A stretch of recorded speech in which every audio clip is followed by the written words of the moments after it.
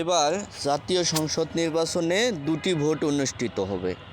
একটি হলো জাতীয় গভর্নমেন্ট নির্বাচন, আরেকটি হলো গণভোট। গণভোটে দুটি অপশন আছে, একটি হলো হ্যাঁ, অন্যটি না। আসলে এই হাতে দিলে কি হবে আর নাতে ভোট দিলে কি হবে, এই বিষয়টি এখন আমি আপনাদের বলবো। দেখুন, গণভোটে যে চারটি অপশন থাকবে, এই গণভোটের যে ভোট সেখানে চারটি অপশন থাকবে। আপনি যদি হাতে দেন তাহলে চারটি হা হয়ে যাবে, আর যদি নাতে দেন চারটি না হয়ে যাবে। একটা আপনি হা দিবেন, একটা না দিবেন, এরকম কোনো অপশন সেখানে নেই। এখন এই চারটি অপশনের মধ্যে কি কি আছে আসুন সেগুলো জেনে নেওয়া যাক। এই চারটি অপশনের মধ্যে আছে, এক নম্বর যেটা, নির্বাচনকালীন সময়ে তত্ত্বাবধায়ক সরকার, নির্বাচন কমিশন এবং অন্যান্য সাংবিধানিক প্রতিষ্ঠান জুলাই সনদে বর্ণিত প্রক্রিয়ার আলোকে গঠন করা হবে।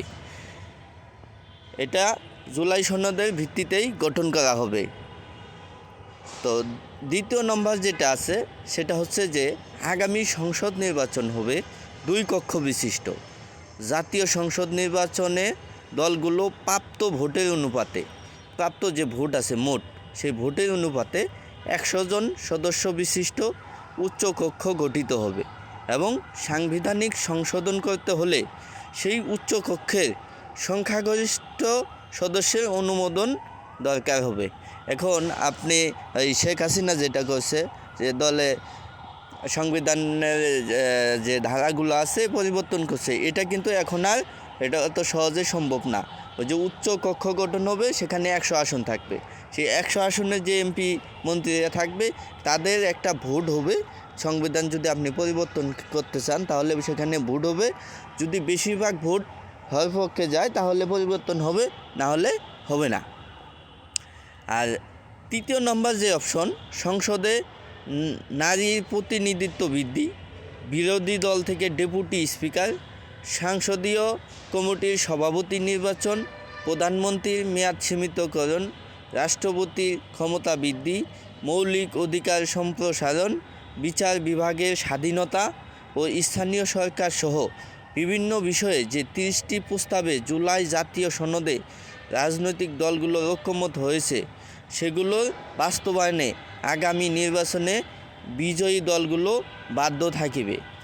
এখানে যদি হা জয়যুক্ত হয় তাহলে আগামী নির্বাচনে যে ওই যে 30টি প্রস্তাব জুলাই জাতীয় সনদের, সেটা কিন্তু বাস্তবায়ন করতে হবে। আর যদি না হয়, জয়যুক্ত হয়, তাহলে করতে হবে না।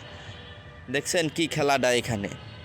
4 নম্বর যে অপশন, জুলাই সনদে বর্ণিত অন্যান্য সংস্কার রাজনৈতিক দলগুলোর প্রতিশ্রুতি অনুসারে বাস্তবায়ন করা হবে। এখানে এই 4টি বিষয়ে একটি প্রশ্ন থাকবে, হা অথবা না। আপনি যদি হা দেন তাহলে 4টি হা জয়যুক্ত হলো, আর না দিলে এই 4টি না জয়যুক্ত হলো। এই হলো গণভোটের অপশন। তো অবশ্যই আমি বলবো যে এটা একটা ভালো দিক যে গণভোটে হা এবং না অপশন রেখেছে। এখানে অবশ্যই আপনাদের হা ভোট দেওয়া উচিত। ভালো থাকবেন সবাই, সুস্থ থাকবেন।